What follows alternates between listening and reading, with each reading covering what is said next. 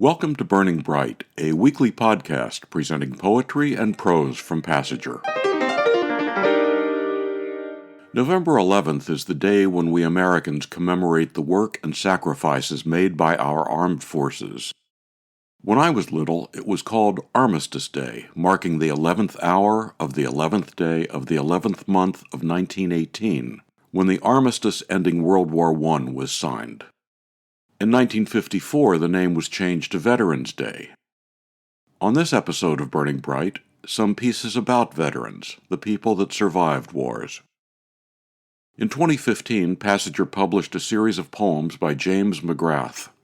He said, "These poems are my response of late to the big pain we receive with war." The series began with this poem, titled My Poems.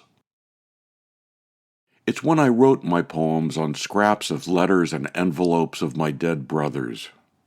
When I tied my poems to my rifle. When I read my poems after I killed a man. When the war ended, I couldn't read them anymore. The inks had run together into images of their faces. My Poems, James McGrath. Here's another poem from that series, The Trumpet Player. Philip, just back from the war, took his trumpet to college with the GI Bill. After English Comp, just before going to the dining hall, he took his trumpet to the irrigation ditch outside the dorm to play taps. He thought the willows and cottonwoods muffled the sounds. Ravens were his audience, the black-haired ghosts in his company, the young Japanese suicide boys holding one another in the Okinawa cave, the ones who couldn't surrender. Despair drained into the irrigation ditch when he blew tears from his trumpet. The Trumpet Player by James McGrath. James McGrath was the 2015 Passenger poet. Mark G. Carter served in the U.S. Army from September 1963 until July 1971.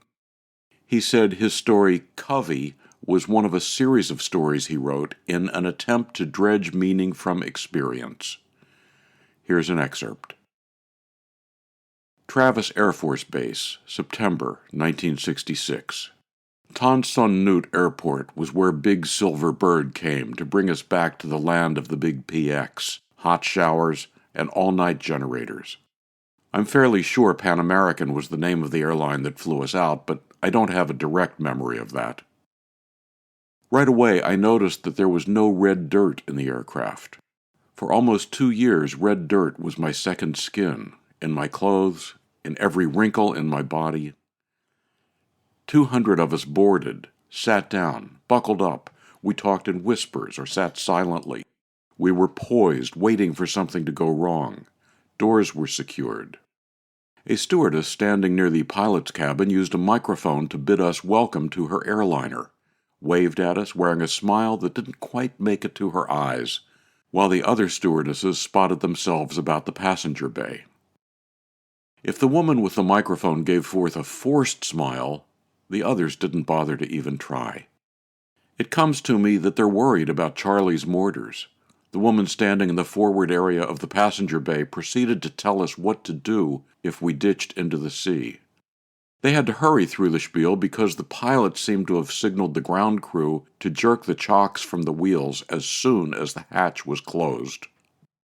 The stewardesses balanced themselves against a bulkhead as the aircraft lurched forward. Our pilot had us moving down the runway at 190 miles an hour before she got to the part where she showed us how to yank the leg straps on the life jackets, which, she pointed out, are located in a pocket of the seat in front of us. The wheels had barely cleared the runway when the pilot put us in a climb much steeper than I thought those 707s could handle. Charlie liked to mortar the runway at Tan Son Nhut now and then, so I guess the pilot was in a hurry. An excerpt from Mark G. Carter's story, Covey, from Passenger, issue 68. Passenger's next book publication will be The Solitude of Memory by Michael Miller. Michael said this at the beginning of the book. In my 5th year, after World War II had ended, I sat in my uncle's closet with the door ajar and put on his dented helmet, gripping the handle of his bayonet. Armistice Day parades, and playing war became a focus of my boyhood. I knew nothing of the maimed, the dead. Serving your country was a tradition in my family. To subscribe to or learn more about Passenger and its commitment to writers over 50, go to passengerbooks.com. You can download Burning Bright from Spotify, Apple and Google Podcasts, and various other podcast apps. For Kendra, Mary, Christine, Roseanne, and the rest of the Passenger staff, I'm John Shore.